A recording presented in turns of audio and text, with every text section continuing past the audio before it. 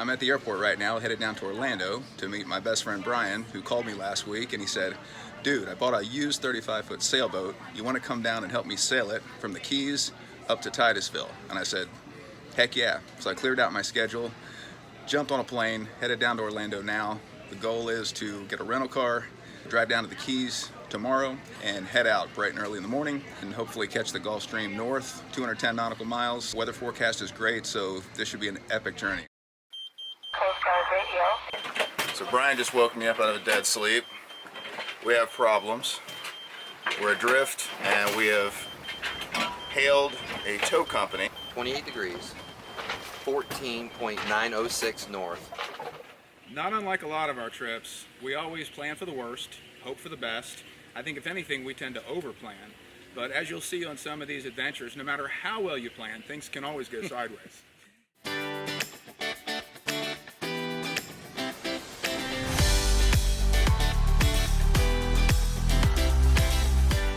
Florida Turnpike. It is about 9:30. Got a lot of work to do today, so it's going to be a long day. Get a good night's sleep and set out first thing in the morning. This boat was bought non-surveyed. We've never had it off the dock. We've seen it one time, briefly. So this should be interesting. We're just going to be kind of wing it and see what we end up with, you know. And what's the name of the boat? Winging it. That's pretty much how we've lived our lives. It's the perfect name for the boat. Traffic has been pretty congested. We've been sitting in it for, I think, about an hour or so. But we're here. I think the boat's right in front of us. Looks like it's still floating, which is very much a positive. And we'll take a walk around the property here in just a second. This marina is absolutely beautiful.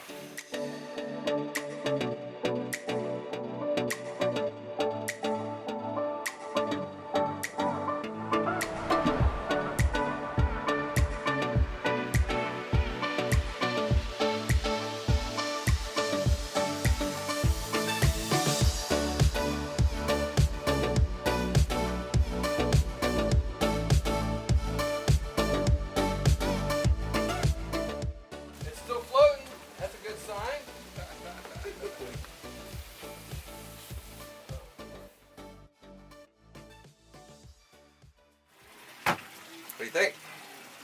Oil's good, and we're gonna go ahead and fire it up just to see, make sure everything's okay. I'm gonna check the internal water that's on a closed system. Yeah, so that's pretty good. Looks nice and clean, no oily residue. So what we're gonna do now is just see if it'll fire up. If it fires up, then we'll quit worrying about that and take care of all this other little stuff we gotta do. Let's see what happens.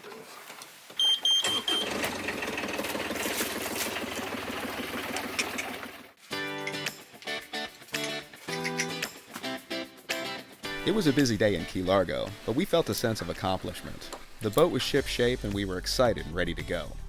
The only thing left to do was pick up a few necessary items from the store. Just in case. Oh yeah, just to be safe. It's been 20 years.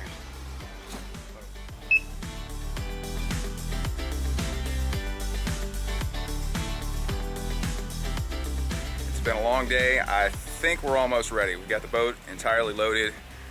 Lines and everything are tight. We straightened the mast lines. Mast was a little bit crooked, but I think as good as we can be. We are prepared, and we're gonna hopefully get to bed at a decent hour tonight because we've got a really long day tomorrow, and we're gonna sail straight through. You see that? That is going to be nice sailing at night. It'll be lit up like daylight out there. Hey Matt! Grab your camera, come here! Wow! Somebody get some town fish stories today. Couldn't you just hang out here and live? I think so. We actually caught it on the inner reef. Okay. So who reeled that thing in? I did. That was you? Yeah, I got arthritis in my finger from hitting the switch. That is fantastic, man. Yep. Went out to about 2,000 feet, dropped within a half hour, got hooked up, fought it for about 2.5 hours, and it was a crew. It was 4 of us. It took every one of us to get it in. Nice. About 300 pounds. Tell us a little bit about your boat. It's Hell in a Shell, which is named after the Maryland Terrapins. the football team, and it's a Bertram 46. All right, David, Jimmy, Chris, our new friends down here in Key Largo. These guys caught a 300-pound swordfish today and shared it with us. We just cooked it up on the grill. They cooked it up on the grill. It was freaking awesome. So new friends, new experiences. Awesome. Great day.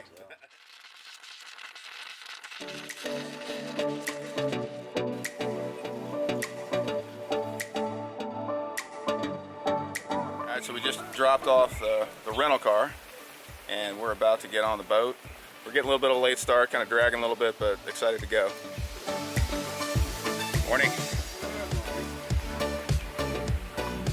Wind is perfect. So as long as we can get out of this marina without dinging or tearing anything up, it'll be a great day.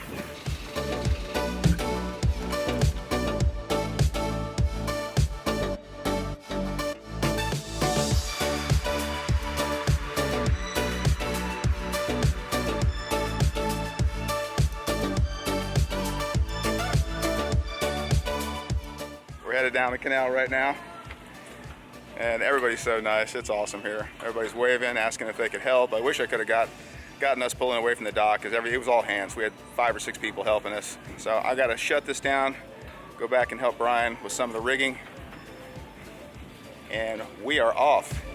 Maiden voyage of winging it. That's exactly what we're doing. We're winging it.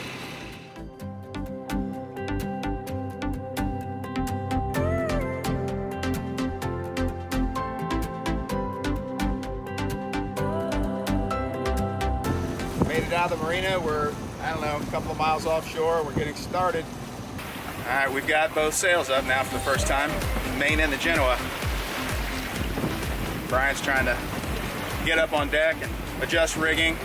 It's the first time this sail's been up since he bought the boat. We've got about 10 to 12 knots of apparent wind. Can't tell what the boat speed is right now, but I'll tell you that here shortly once we get everything adjusted.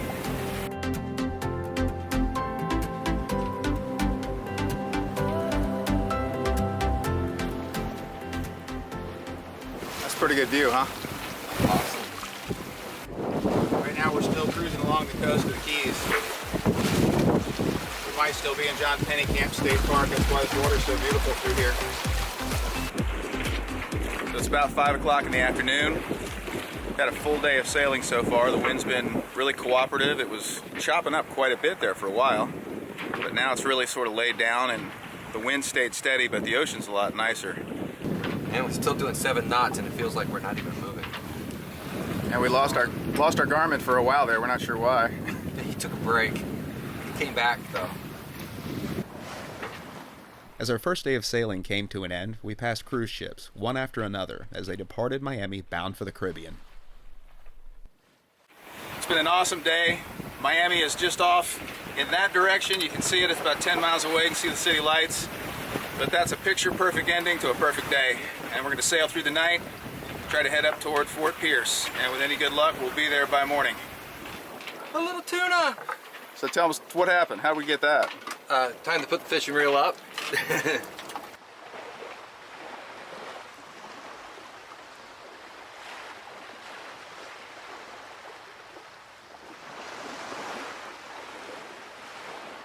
About 8 o'clock in the morning, have a great sunrise coming up in the background. Just had an awesome moon set over Fort Lauderdale about an hour and a half ago.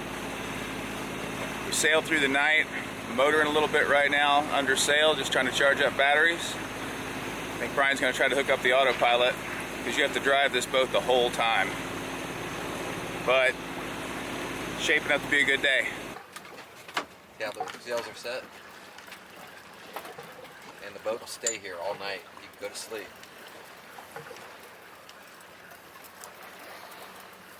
Let's see what you got on this line. It's either another one of those little fish or a pile of grass.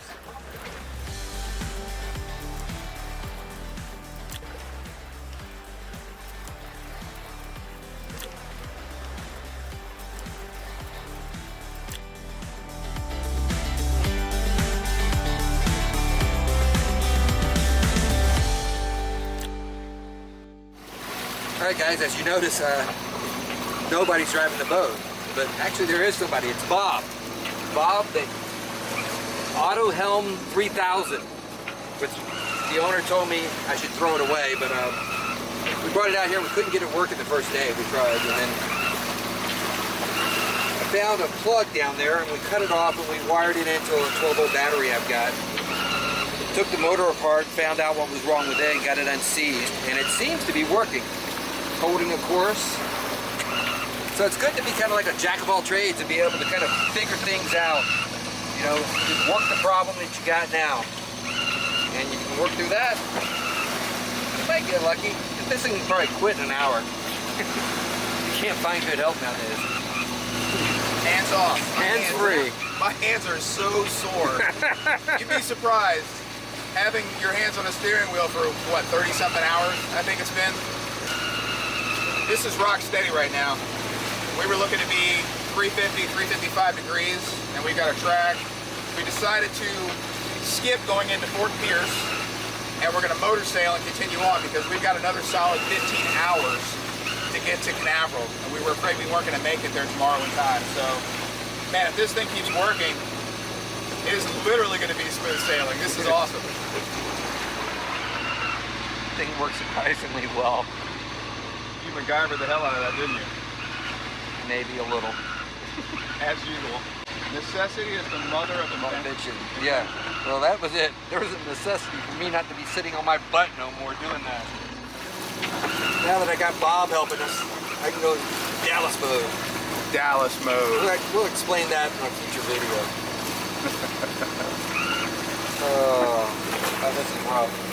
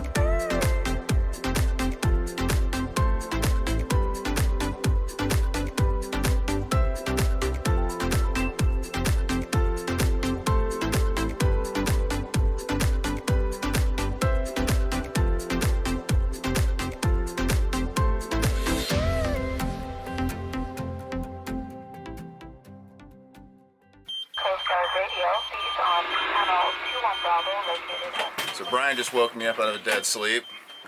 We have problems. We're adrift. We are out of fuel, we think, or there's a fuel issue. And we have hailed a tow company. Yep. Okay, here you go. 28 degrees, 14.906 north by 80 degrees, 30, which is 30.891 west. That's about the time Brian woke me up, and I noticed something was up because the motor was sputtering. The seas were really hard. I mean, we were rocking all over the place. Motor died, and we were adrift for, I don't know, an hour or so. Called boat tow, and they got out there pretty quickly within an hour. So 2 hours after that episode started, we're finally in port. We made it 200 miles, 10 miles short of our destination without a tow. So go figure. Good thing I upped my Boat USA subscription. Yeah, so this is what a boat tow looks like in a sailboat. Man, that was sketchy for a little while there. That was pretty rough. Seas were crazy. And then below deck, I think we were both starting to get seasick. But just as we were approaching port, the weather turned. The winds were strong out of the north. Everything was still fine, motoring along, and right about then, poof, motor dies. I guess you got to put fuel in this thing. They said it runs on air.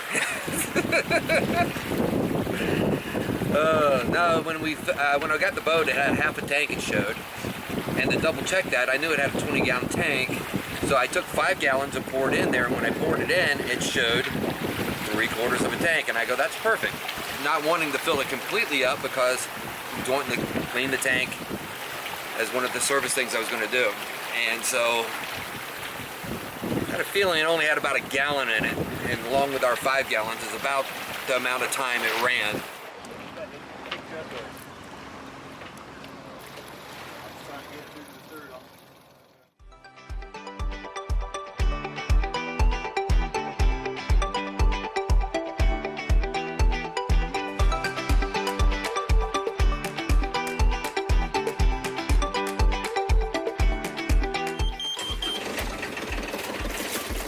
Yeah, it's amazing what it'll do when you put some go-go juice in it. Although we didn't arrive the way we expected, we still got there safe and sound and right on time for our scheduled haul out.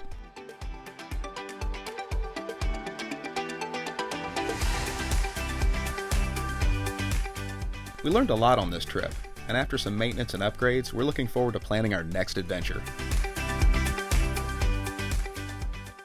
That was our trip from Key Largo up to Port Canaveral, and it was a mission, 48 hours of solid sailing. Got a little sketchy at the end. We had every safety device, we had EPIRB beacons, we had, auto-inflate PFD vests, we had a life raft, I had a wetsuit, not a survival suit because, the Gulf Stream this time of year, or the time of year we took the trip was, probably 75, 76 degrees. You can still get hypothermia in that kind of water, but it takes a lot longer with a wetsuit. I was comfortable with that, but I think we did everything we could possibly do. But sometimes instruments fail and gas gauges fail. Well, I tell you what was funny though is trying to hail a tow and couldn't get anybody on the radio, and eventually just had to call them on the cell phone. I was like, wow, if we'd been a little further off, that might have been difficult. The thought for the boat was naming it also MacGyver's Nightmare, but I don't think it's that bad. I didn't know what we got when we bought it, basically sight unseen on an eBay auction. So we were just kind of stepping in there, and it was being bought without a survey. That was explained in the beginning that the owners did not have time for a survey, that you were going to buy it after you looked at it, you're committed, and then you either walk away then or take it. So that's very scary, and you read everywhere that's not what to do. And we really expected when we pulled this boat out to find like a gaping hole with some plywood screwed in and some glue put over it underneath, because we weren't even allowed to look at the bottom. So you'll see from the video, I think we got lucky. All right, well, we'll see you again in the future. Okay, stay tuned for more adventures with Matt and Brian and Winging It.